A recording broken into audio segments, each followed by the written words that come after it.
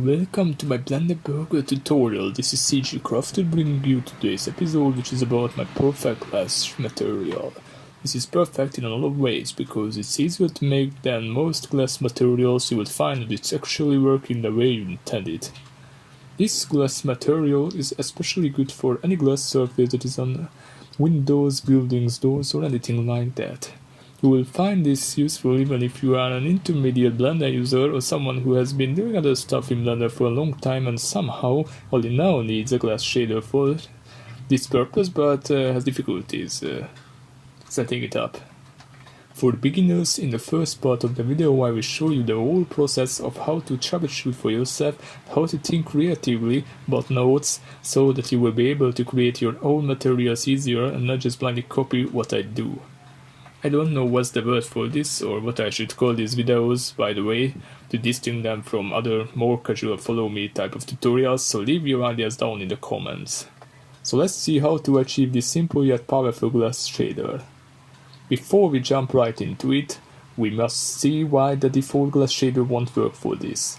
This is our test scene, which is basically a destroyed version of an arc-with scene I made, so we will see clearly how the glass behaves. Also, we won't need to wait ages for the rendering because the scene is huge as hell. Okay, so let's try this with the basic glass shader. I will go into the shading tab where we will see the node editor down here. This is my glass good material. If you create this material for the first time, you need to come over here to the material tab and click on the plus sign to add the new material. Then that material will show up down here with the principal shader, which you will need to delete first. Okay, so now I will search for the glass shader and add the glass.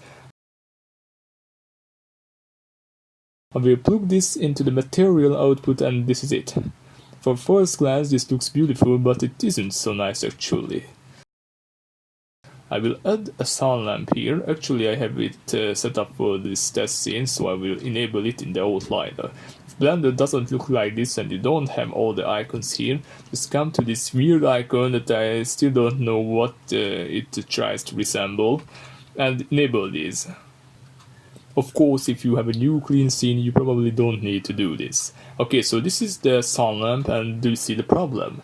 That's right, the sunlight doesn't actually go through the glass object, which is a problem.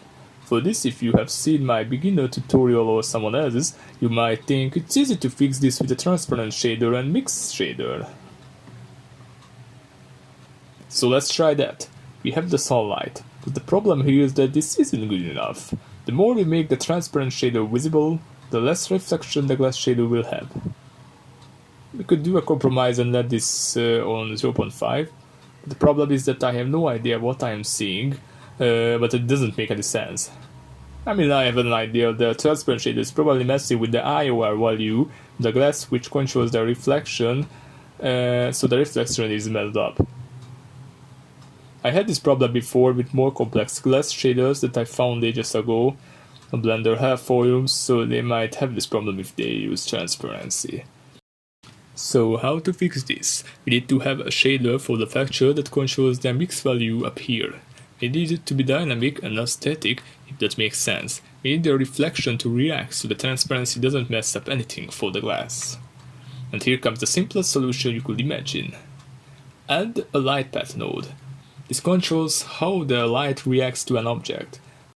This is most used for special lighting, transparent objects or translucent objects.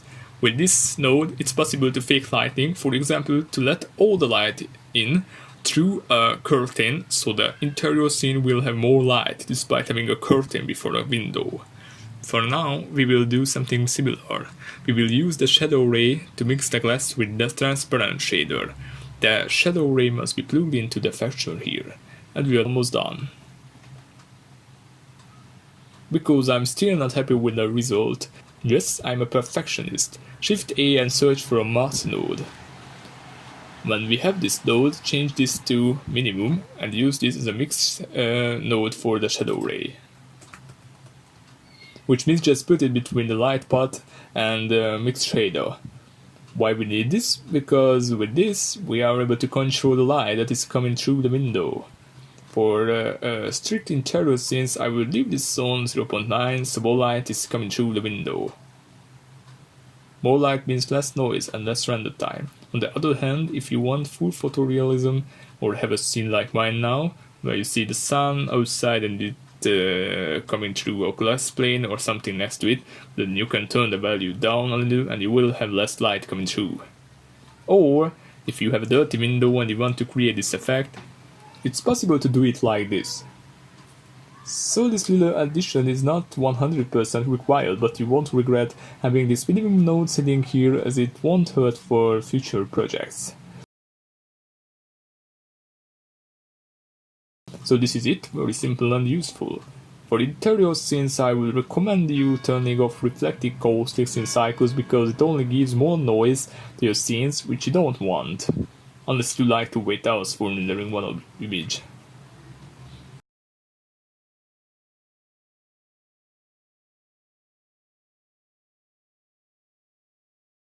Okay, so this is it, a quick tutorial of a nice simple glass shader which works in both cycles and Eevee. If you found this tutorial good, make sure to subscribe and press on the little bell icon so you won't miss out the next episodes of the series. Did you know I'm on the CG Trader? And did you know I give out free models there as well? I'm making premium ones. If you want to support me, feel free to buy some of my premium models so I can eat a hamburger, maybe a blender burger. See you guys!